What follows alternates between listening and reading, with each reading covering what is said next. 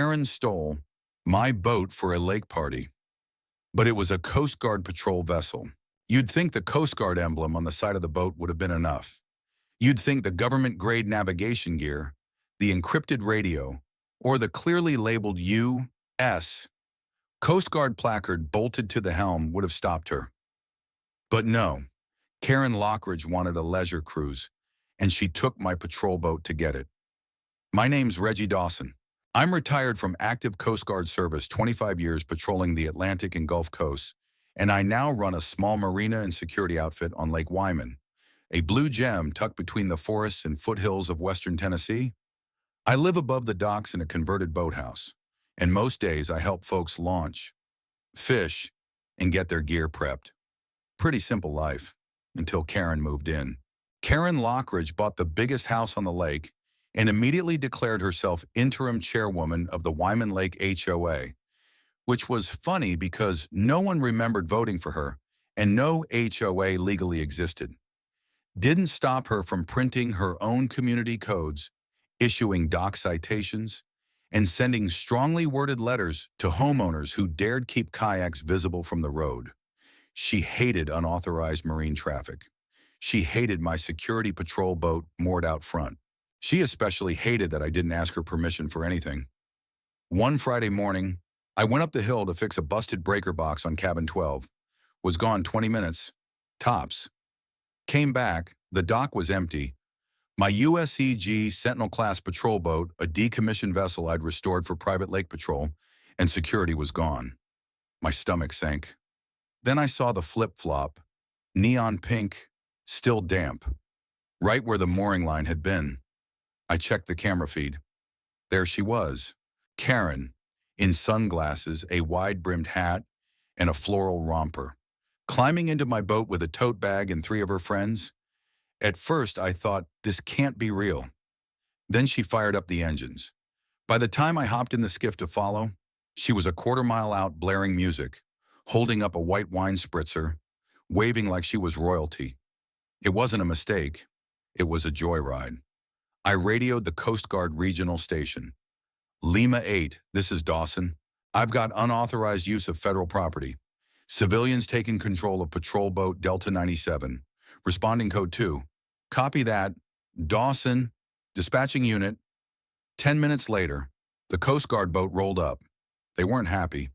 Karen was still floating near the east side of the lake, anchored in a no-wake zone, taking selfies from the captain's chair. I pulled up just as the Coast Guard hailed her. Vessel Delta 97. This is U.S. Coast Guard. Shut down your engine and prepare for boarding. She laughed. Nice uniforms. Is this part of the lake committee? Then she saw me, standing at the edge of the skiff, arms crossed, silent. Karen, I called. That boat doesn't belong to you. She flipped her hair. Reggie, relax.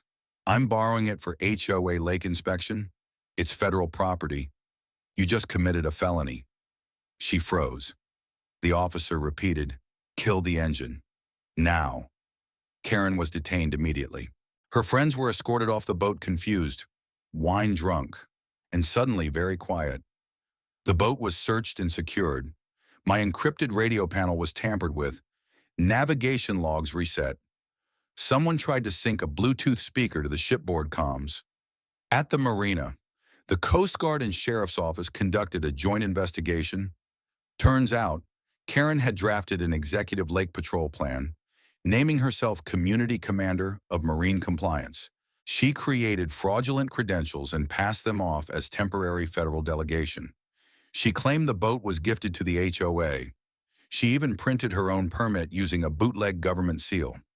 Worse, she'd already fined 6 neighbors for dock encroachment, excessive boat length, and marine noise violations, collected over $8,000 in HOA citations through a personal Venmo. The DA hit her with grand theft federal vessel, criminal impersonation, interference with maritime property, fraudulent fines collection, tampering with navigation systems, trespassing. The judge didn't go easy. She got 18 months probation, 200 hours of community service, full restitution, and a ban from owning or operating any watercraft for 5 years. The story hit the news. Then the memes. Karen took the Coast Guard for a wine cruise. Next time, just rent a kayak. When you try to patrol the lake and end up in court. My favorite, a photo of her behind the wheel with the caption, "This ain't your hoe, Karen." But what mattered most, the community woke up. The fake HOA was dissolved officially this time. We formed a real neighborhood watch and water safety board. We taught boating classes. We rebuilt trust. And I replaced the decals on the patrol boat with something new. On both sides. In bold letters, "See Justice." Every so often, folks ask me if I regret pressing charges. I don't. Because some people confuse power with privilege. They think rules are tools for control, not protection. But when you take something that's not yours, especially when it belongs to the people, justice has a way of coming back with a badge, a boat, and your name already written in the logbook. The end.